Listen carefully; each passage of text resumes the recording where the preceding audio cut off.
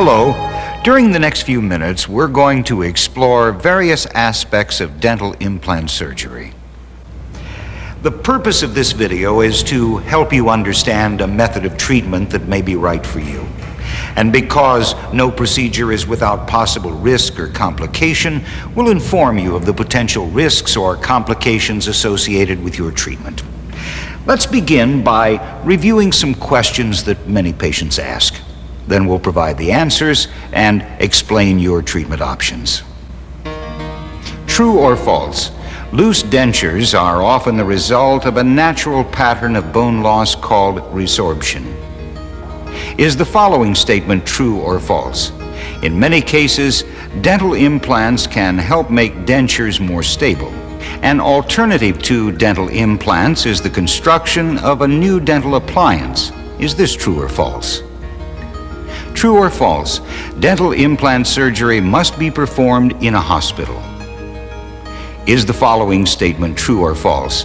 A risk associated with this surgery is damage to the sensory nerve in the lower jaw.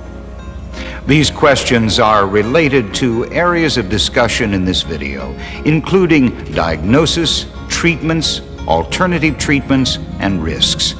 Now, let's explore these areas in more detail. The word endosteo literally means placed in the bone. Endosteal dental implants are most commonly used in cases where substantial bone loss has occurred, preventing a comfortable denture fit. When teeth and their corresponding roots are lost, the bone that supported the tooth root is no longer needed, so nature allows it to be lost. Now, over time, this process of bone loss, called resorption, affects the fit of a denture. Dental implants are artificial root replacement structures placed in the jawbone to provide support for dentures or as anchors for missing teeth. Implants are also used to replace one or two teeth so that a bridge may be placed, or as replacement for a tooth lost to trauma, such as a sports injury. Before developing a treatment plan, we take a thorough medical and dental history to rule out any conditions that could prevent the use of implants. We also utilize diagnostic tests, including special X-ray films, to determine whether the patient is a candidate for an implant. Now, in some cases, we can remake or adjust the patient's current dental appliance, and dental implant surgery may not be necessary. Other alternative treatments include continued use of a current dental appliance, recontouring the jaws through muscle repositioning or skin grafting, augmentation of the jawbone with synthetic materials or other treatments, depending on the particular case.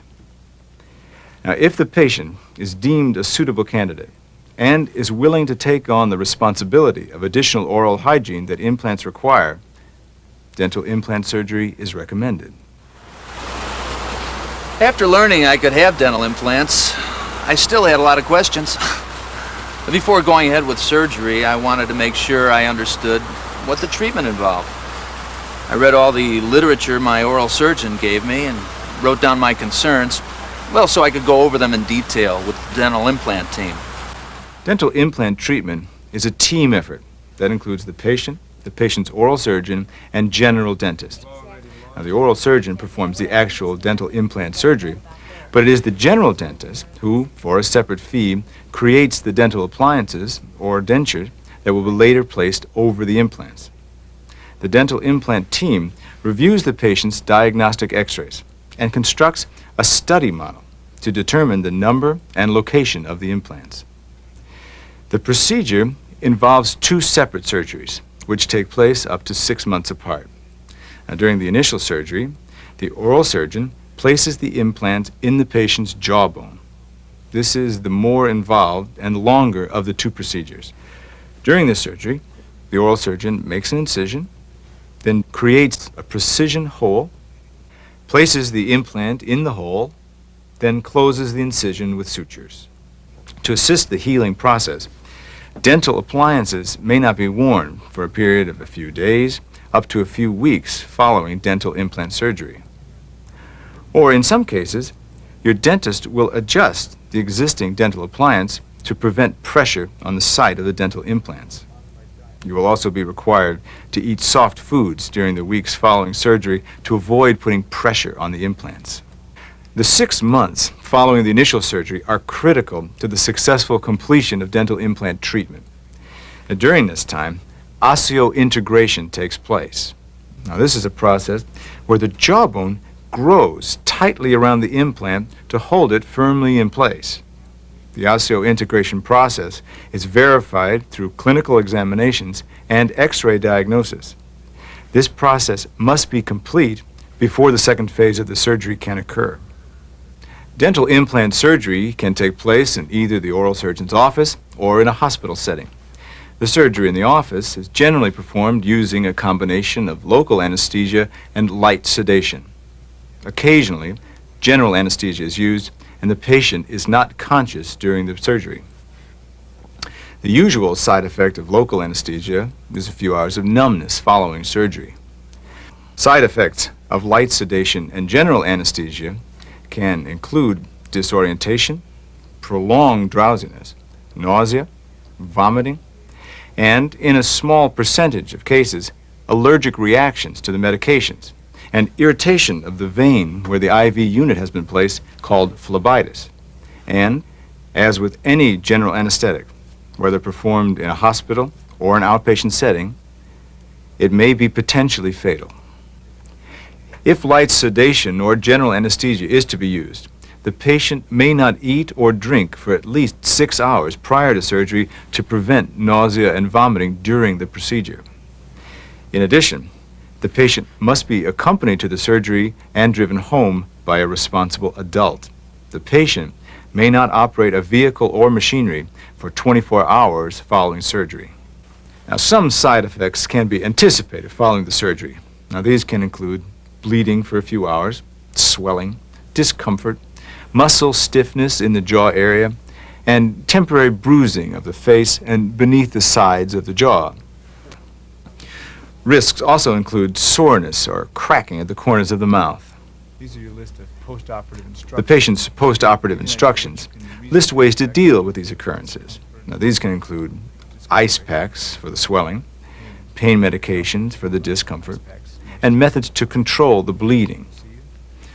If patients experience extreme discomfort, excessive bleeding, or have questions, they should call for additional consultation and direction. About 6 months after the initial surgery, when the implants are securely joined to the bone, we conduct the second procedure. Now, during the second surgery, the oral surgeon makes an incision, uncovers the implants, and attaches a post. The implants are designed to accept this special attachment, which will now protrude from the gums. The patient's dentist will adjust the dental appliance to accommodate the post during the healing period.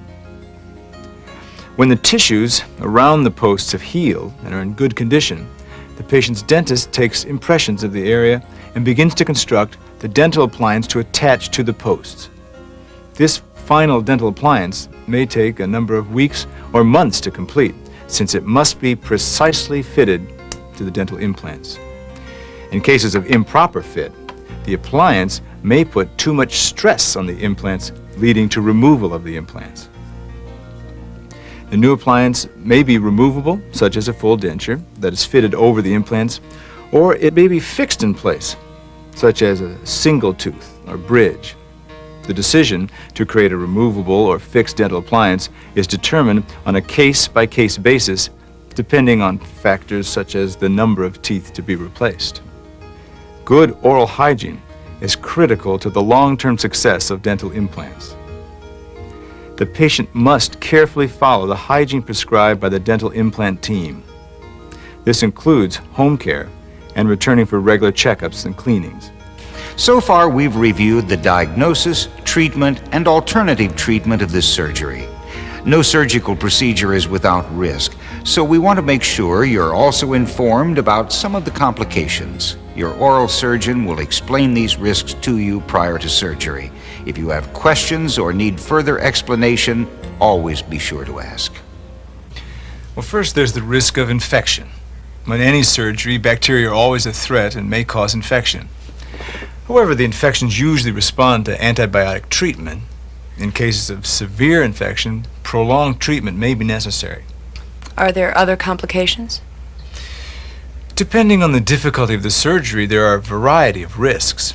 These can include loss of the implants due to infection. However, if the implant is lost, we can usually place a new one after good bone healing has taken place. Other complications include damage to adjacent teeth or to the teeth roots or fillings. Do you have any questions? Nothing right now. A complication associated with surgery in the lower jaw is the possibility of nerve damage. The surgical site is usually very close to the sensory nerve that runs through a canal in the jawbone.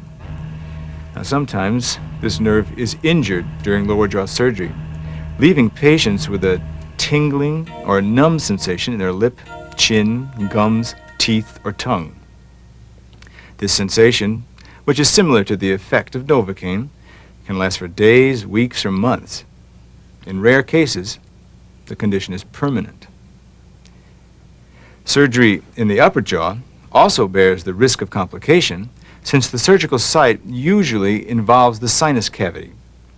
This may lead to a sinus complication that requires additional treatment, usually with antibiotics. In jaws that are thin or small, there is the possibility that a fracture may occur, or that the roots of adjacent teeth could be damaged. Despite thorough planning, surgery may reveal that the patient's jawbone is inadequate, and it may not be possible to complete the planned implant placement. And because each individual heals in a different manner, there can be no guarantee of the functional or cosmetic outcome of the planned surgery. I want you to read this, make sure you understand. Informing patients of the risks associated with dental implant surgery allows them to make decisions about their treatment and have realistic expectations about the results. Before we close, let's take a few moments to review the questions posed earlier. A risk associated with this surgery is damage to the sensory nerve in the lower jaw. True, loose dentures are often the result of a natural pattern of bone loss called resorption. It's true that in some cases, dental implants can help make loose dentures more secure. True, an alternative to dental implants is the construction of a new denture or bridge. Depending on the particular case, dental implant surgery may be performed in either the oral surgeon's office or in a hospital. Please consult with your oral surgeon if you'd like further explanation on any of the information in this video, or if you have questions about topics that may not have been included. During the informed consent process, you'll be asked to read and sign a surgical consent form for the procedure just described.